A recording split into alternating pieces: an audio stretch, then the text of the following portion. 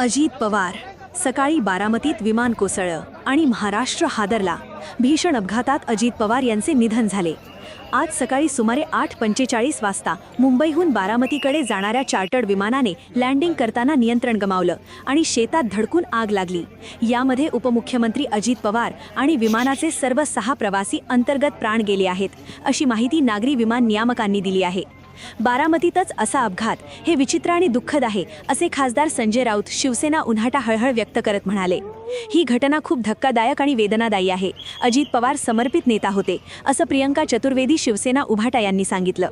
अजित पवार धासी आणि बारामतीच्या विकासात मोठी भूमिका बजावणारे होते, अशी भावना अरविंद सावंत शिवसेना उभाटा यांनी व्यक्त केली आहे. एका नागरिकाने सांगितलं, हा अपघात ऐकताच धक्का बसला. दादा आपल्यात नाहीत हे स्वप्न वाटते आहे.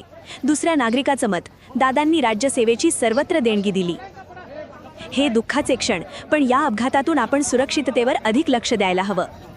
मी नागरिक तुमच्या भावना समजून सांगतो. आजचा दिवस खूप वेदनादायी आहे, परंतु बदलाची वेळही आता आहे.